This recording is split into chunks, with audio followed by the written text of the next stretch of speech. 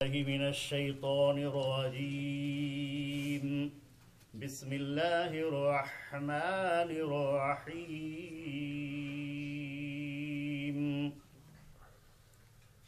لقد جاءكم رسول من أنفسكم عزيز عليه ما عنتم حريص عليكم بالمؤمنين رؤوف رحيم.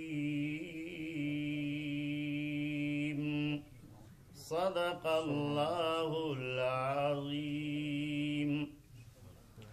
سورۃ التوبہ کی آیت نمبر 128 کی تلاوت آپ نے سماعت فرمائی. اس کے بعد ایک اور آیت آ رہی ہے. دو آیتوں کی تفسیر آج آپ کی خدمت میں پیش کی جائے گی.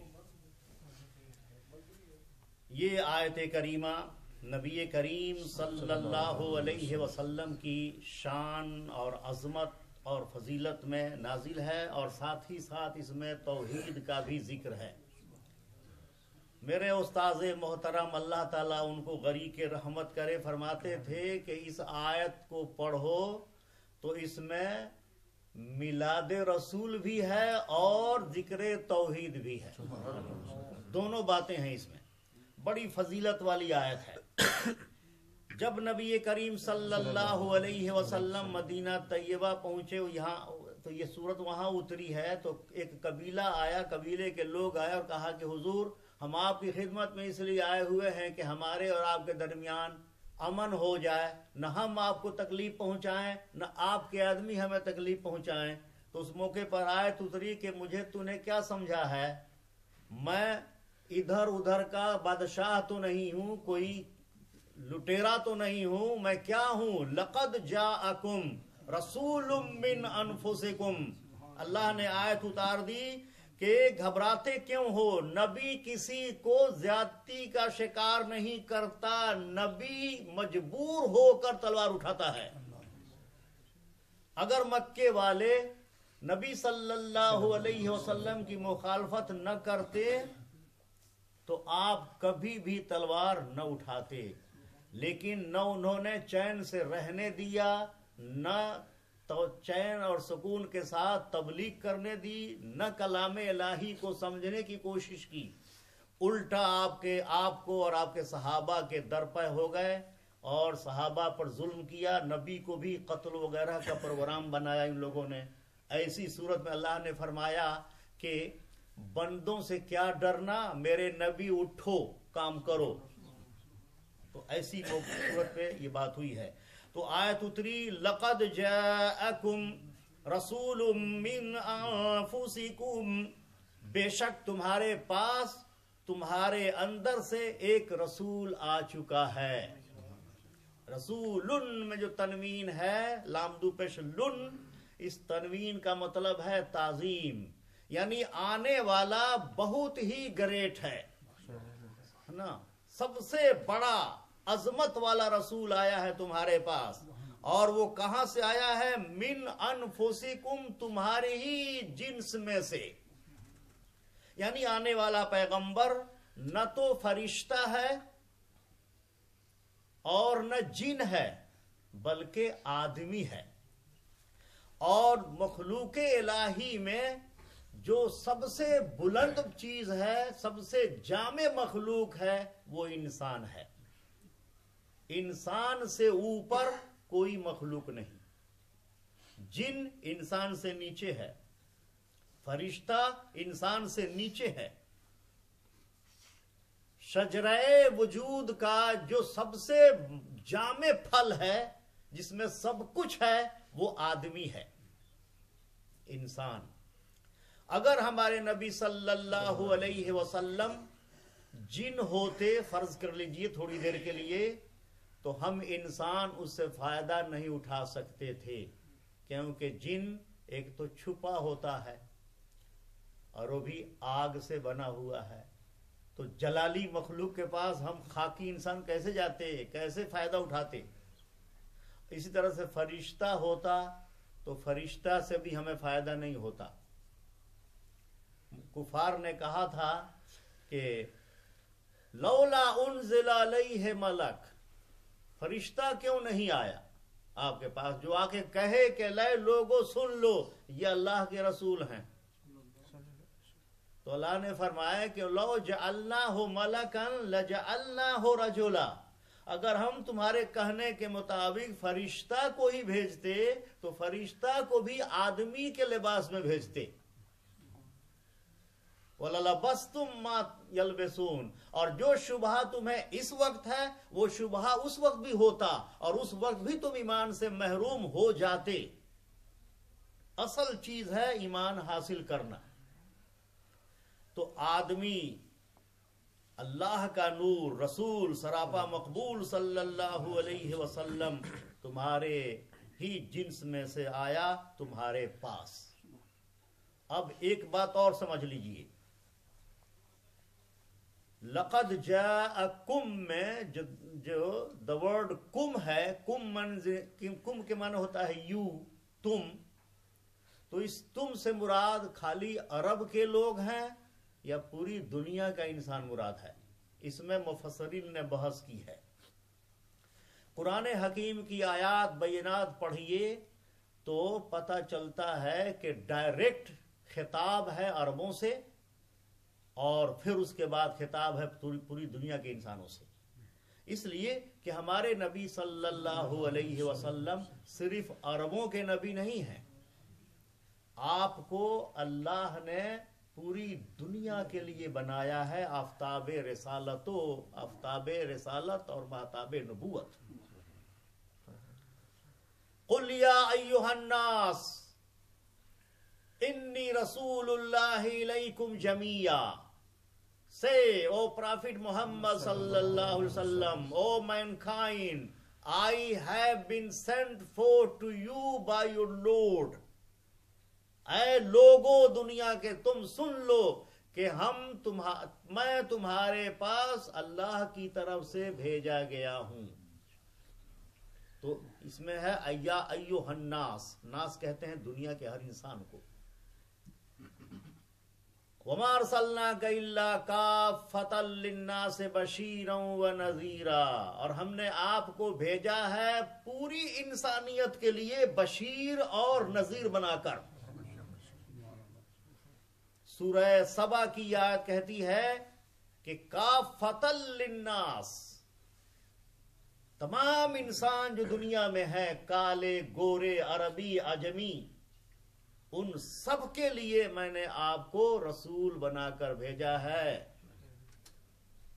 اس لیے ہماری کمزوری ہے، افریقہ کے جنگلوں میں افریقی قوم کے پاس آج مسلمان تبلیغ کے لیے بہت کم جا رہا ہے، حالانکہ وہاں انگریز پہنچ رہے ہیں جو آج بھی آدھا ننگے ہوتے ہیں۔ تو اسلام پوری دنیا کے لیے آیا ہے، دنیا کے ہر انسان کے لیے، اس لیے انڈائریکٹ پوری دنیا سے خطاب ہے، اے دنیا کے لوگوں تمہارے پاس میرا آخری رسول آ چکا ہے۔ لقد جاءکم رسول من انفسکم عزیز علیہ ما عنتم، یہ لفظ دیکھیں، عزیز کے معنی ہوتا ہے شاک گزرنا، یعنی ہیوی ہونا اپنے اوپر، ما جو کچھ، انتم تمہیں پریشان کرتی ہے۔ اے لوگو جو چیز تم کو پریشان کرتی ہے، جس مصیبت سے تم گھبراتے ہو، جس تکلیف سے تم کو رنج پہنچتا ہے، غم پہنچتا ہے، بے چین ہوتے ہو، تو اس سے میرے نبی کے اوپر بڑا بوجھ پڑتا ہے۔ کہیں بھی ہو رنج و غم میں، جب کوئی انسان تڑپتا ہے، بے چین ہوتا ہے، مصیبت میں ہوتا ہے، تو عزیز علیہ یہ چیز ان پر بڑی ہیوی گزرتی ہے۔ تم ان کے سینے میں جو دل ہے تم نے نہیں سمجھا کہ یہ موم سے بھی زیادہ نرم و نازک ہے۔ دیکھیں یہ حضور کی صفت ہے، عزیز علیہ ما عنتم، heavy is upon him what you suffering from، جس سے تم کو تکلیف ہوتی ہے اس سے آپ کو کافی تکلیف ہوتی ہے. حضور علیہ السلام بے چین ہوتے ہیں. اس بے چینی کو دیکھنا ہے تو آئیے ہم دیکھتے ہیں جنگ بدر کے بعد 70 قیدی پکڑے گئے تھے اور اس میں عباس بھی تھے، حضور کے چچا بھی. صحابہ نے سب کے ہاتھ باندھ دیے تھے. حضور نماز وغیرہ پڑھنے کے بعد بیڈ پر لیٹے تو کبھی اس کروٹ ہوتے ہیں کبھی اس کروٹ ہوتے ہیں، کروٹ پہ کروٹ بدلتے ہیں، نیند نہیں آتی. پوچھا گیا یا رسول اللہ کیا بات ہے؟ کہا کہ کیسے سوؤں جبکہ خون کے پیاسے کراہ رہے ہیں. یہ خون کے پیاسے تھے، میرا خون پینا چاہتے تھے میدان جنگ میں، لیکن اللہ نے ان کو مغلوب کر دیا، شکست دے دی. اب ان کو قیدی بنایا گیا ہے اور ان کو ہاتھ باندھنے سے ان کو درد ہو رہا کرا رہے ہیں. تو یہ رحمت للعالمین کیسے سوئے؟ سبحان اللہ، کیا دل ہے. وہ لوگ ابھی موقع ملتا تو رسول کو شہید کر دیتے، لیکن اب کراہ رہے ہیں. جب صحابہ نے ان کی رسیاں ڈھیلی کر دی، ان کا تڑپنا بند ہو گیا تو رسول کو نیند آئی. اس کو کہتے ہیں حریص علیکم علیہ ما عنتم. Your suffering distresses him. تمہاری تکلیف سے نبی کو تکلیف ہوتی ہے. جب حضور علیہ السلام کے بارگاہ میں ایک قافلہ آیا، تلوار لٹکائے ہوئے جماعت آئی کسی عرب کے علاقے سے، تو سب کے چہرے پر بھوک اور غربت کی نشان تھے. آدمی پہچانتا ہے، آدمی کو بھوکا دیکھیں تو پتہ چل جاتا ہے. پھٹے پرانے کپڑے ہیں لیکن تلوار لٹکی ہوئی ہے اور بھوک سے حالت نڈھال ہے. جیسے ہی نظر پڑی تو آپ کا رنگ بدل گیا. فرمایا کون ہے جو ان غریبوں کی مدد کرے؟ چندہ کرو. چندہ کر کے اور دے دیا. جب سب کے ہاتھ میں مال آ گیا تو حضور کا چہرہ گلاب کی طرح کھلکھلا اٹھا. حریص علیہ ما عنتم عزیز علیہ ما عنتم. تمہاری مشکلات سے ہمارے نبی کا دل بہت دکھتا ہے. اس لیے مفسرین لکھتے ہیں کہ سب سے بڑی تکلیف انسان کو جو پہنچ سکتی ہے وہ کیا ہے؟ سب سے بڑی تکلیف یہ ہے کہ آدمی کفر و شرک میں رہے اور مرنے کے بعد آگ میں ڈالا جائے. سب سے بڑی تکلیف کسی کو پہنچے گی تو یہ ہوگی. تو میرا نبی توحید سکھانے آیا ہے، دین سکھانے آیا ہے، اسلام سکھانے آیا ہے. اس لیے میرا نبی اس بات سے بہت کڑھتا ہے کہ تم شرک میں کیوں ہو، بت کیوں پوجتے ہو، غیروں کے آگے ذلیل کیوں ہوتے ہو. اپنے رب کو سجدہ کرو، ایمان قبول کرو تاکہ ہمیشہ کے عذاب سے بچ جاؤ. تو نبی کریم علیہ السلام ہر طرح کا فضل و کرم لے کے آئے ہیں. تو ایک صفت یہ ہوئی عزیز علیہ ما عنتم. دوسری چیز حریص علیکم، یہ تمہارے بڑے حریص ہیں. لفظ حریص ہماری زبان میں اردو میں جب بولا جاتا ہے تو اس اچھے مقام پر نہیں بولا جاتا. کہتے ہیں کہ یہ بڑا حریص ہے. اس کا حرص دیکھنا ہو تو دسترخوان پہ دیکھنا کیسے کھاتا ہے. تو لالچی کو ہم حریص کہتے ہیں، لیکن اللہ نے یہ لفظ اپنے نبی کے لیے مدح کے مقام پر استعمال فرمایا ہے کہ تم روٹی کے حریص ہوگے، پیسے کے لالچی ہوگے، سونا چاندی کے لالچی ہوگے، لیکن میرا نبی اس بات کا حریص ہے کہ تم سب آ کر ان کے قبلی میں چھپ جاؤ، کلمہ پڑھو اور ان کے اسلام کے دائرے میں آ جاؤ. تمہارا کفر میں پڑا رہنا، شرک میں رہنا، گندگی میں رہنا، اس سے نبی کو تکلیف ہوتی ہے. سب کو چھوڑو اور ان کا کلمہ پڑھ کے ان کے رحمت کے دائرے میں آ جاؤ. اس کے وہ حریص ہیں. ماشاء اللہ، کتنی لاجواب بات ہے. جیسے آپ نے سنا کہ حضور نے چندہ فرمایا، کبھی فاطمہ زہرا کے لیے چندہ نہیں کیا آپ نے؟ غور کریں.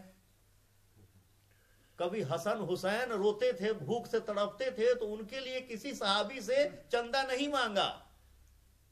چندہ مانگا تو باہر کے آنے والے مسافروں کے لیے.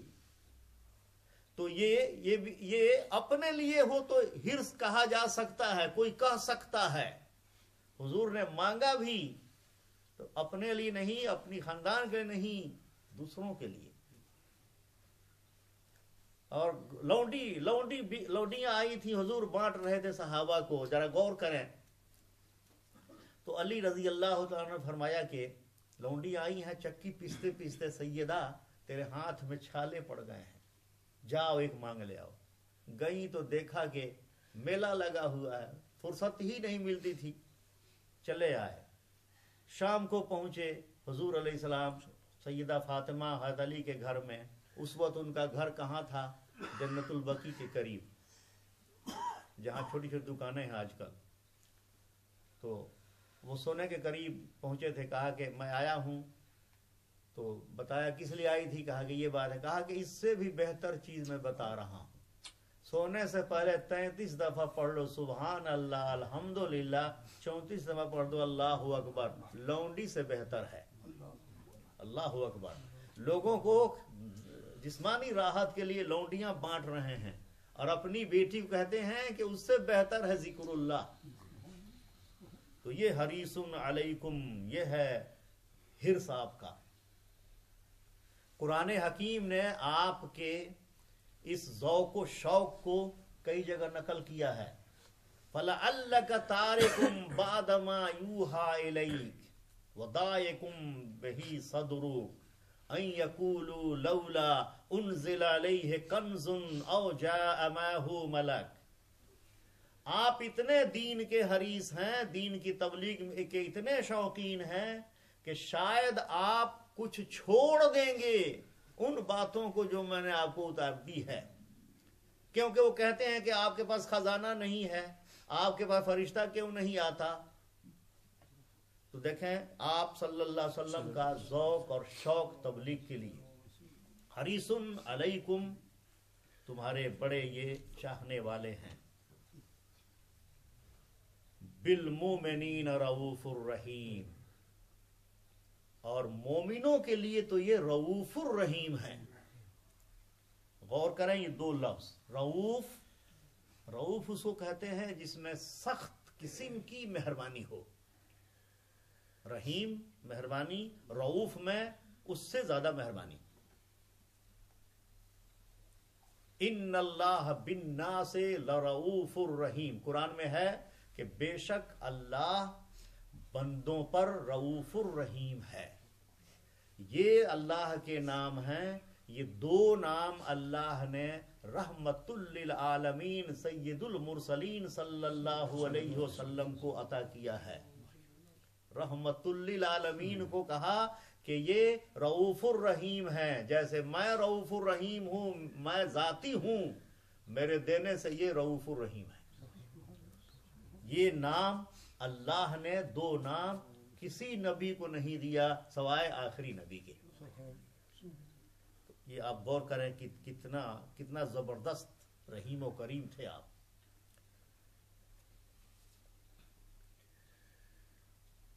یہ ہے رؤوف الرحیمی آپ کی.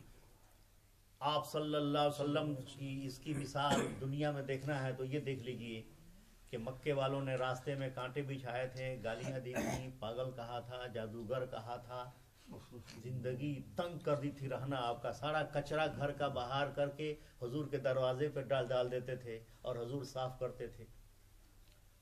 جتنا ظلم و ستم ہو سکا تھا اہل مکہ سے وہ انہوں نے کیا, قریش کے لوگوں نے کیا. جب مکہ فتح ہوا تو سب غلاموں کی حیثیت سے سامنے کھڑے تھے. حضور کی جگہ پر کوئی بادشاہ ہوتا تو سب کی گردن ماری جاتی, لیکن حضور نے فرمایا کہ جانتے ہو میں کیا کروں گا. اللہ اللہ, تمہید باندھی آپ نے. تو سب مزاج جانتے تھے کہ کیسے ہیں. کافر تھے وہ, لیکن جانتے تھے کہ کتنے رحیم و کریم ہیں. تو کہا کہ آپ کریم ابن کریم ہیں. کیا پیاری بات ہے, رحیم ابن کریم ابن کریم ہیں. فرمایا کہ میں وہی کہتا ہوں جو میرے بھائی یوسف نے کہا تھا اپنے بھائیوں کے لیے, جاؤ آزاد ہو, تم کو ایک لفظ بھی نہیں کہا جائے گا.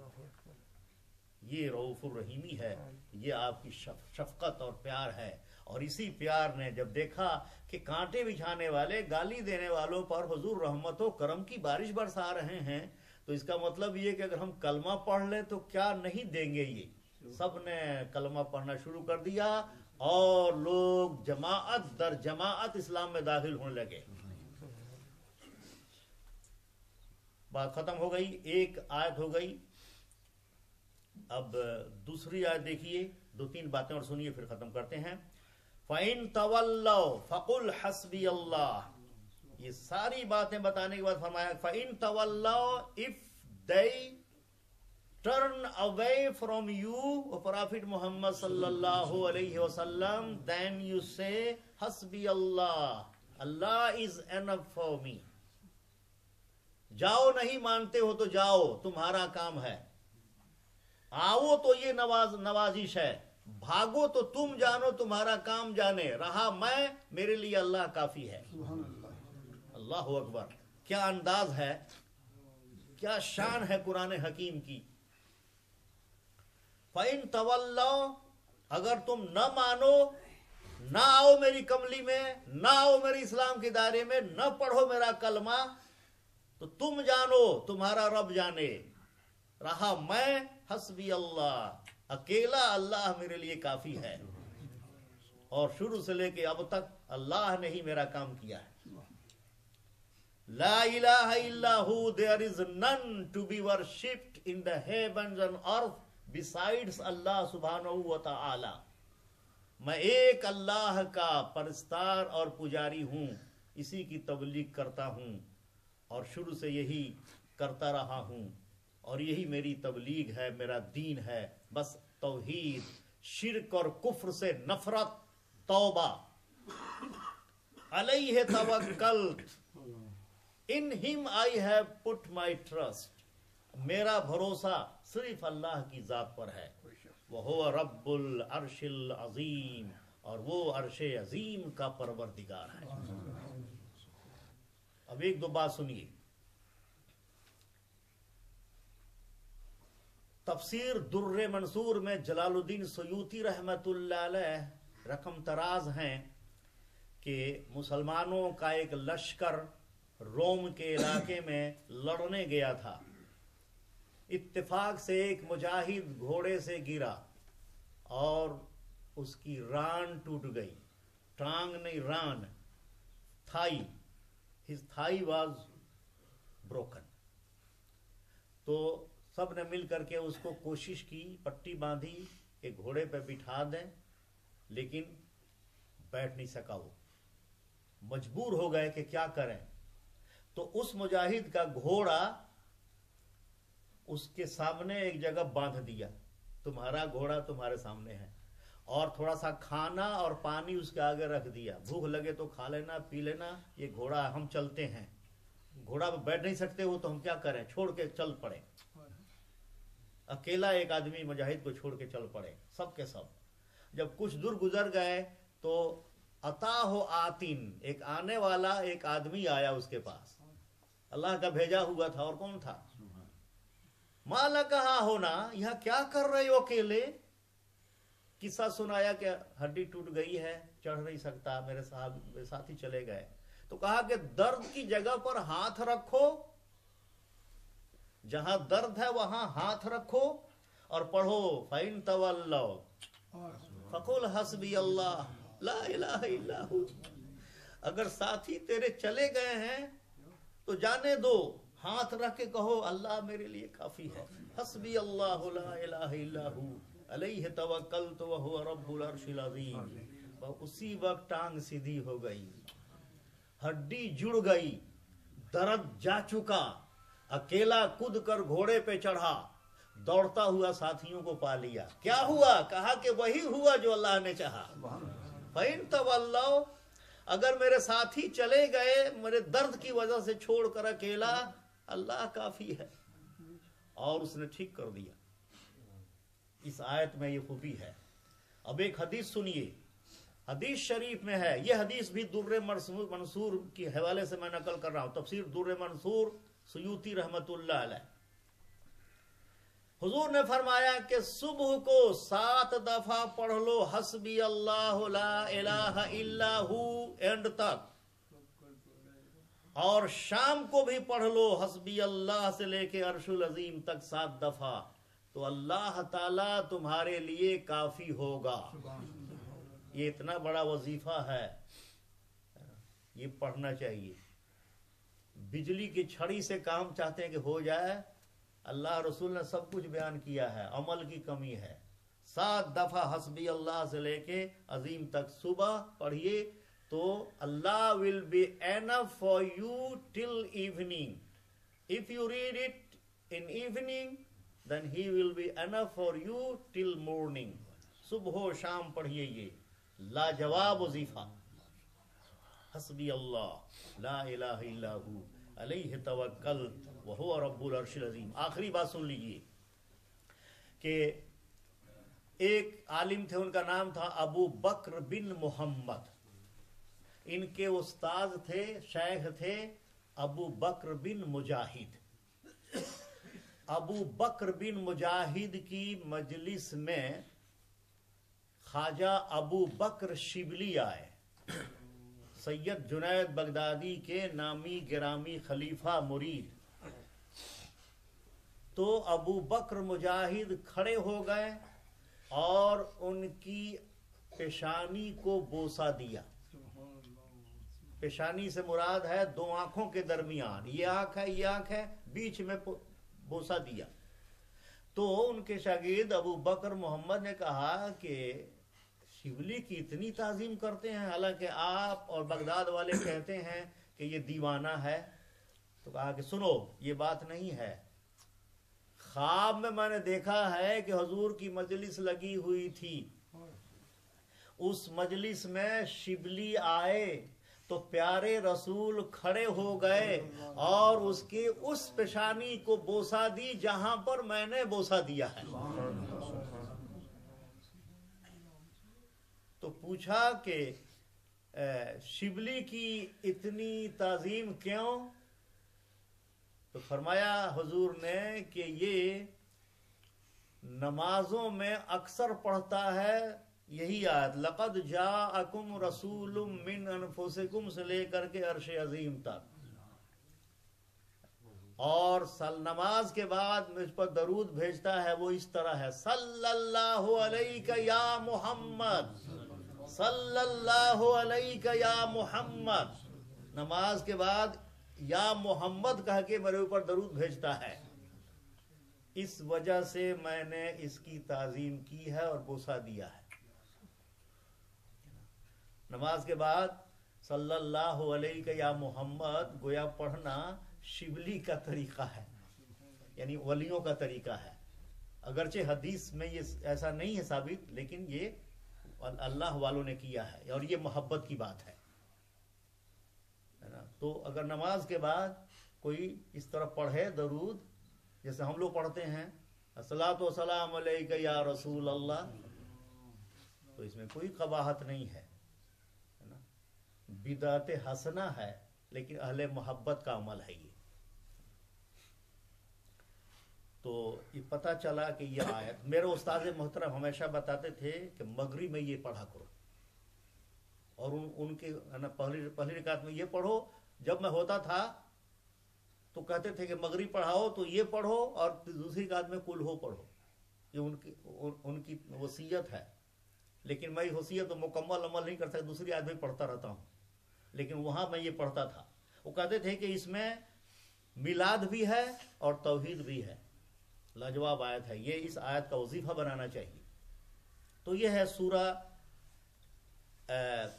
توبہ کی آخری آیت جو آپ کی خدمت میں پیش کی گئی۔ اللہ تعالی ہم سب کو عمل کرنے کی توفیق عطا فرمائے اور اس آیت کو وظیفہ کے طور پر پڑھنے کی توفیق عطا فرمائے۔ اللہم صلی علی سیدنا و مولانا محمد معدن الجود والکرم وآلہ وبارک وسلم۔ یا اللہ یا رحمانو یا رحیمو یا حیو یا قیوم، اپنے فضل و کرم سے درس قرآن اور نماز ظہر با جماعت اپنی بارگاہ میں مقبول اور منظور فرما، اور اپنے لطف و احسان سے ہم سب کو قرآن حکیم پڑھنے پڑھانے سمجھنے سمجھانے اور اس پر عمل کرنے کی توفیق عطا فرما.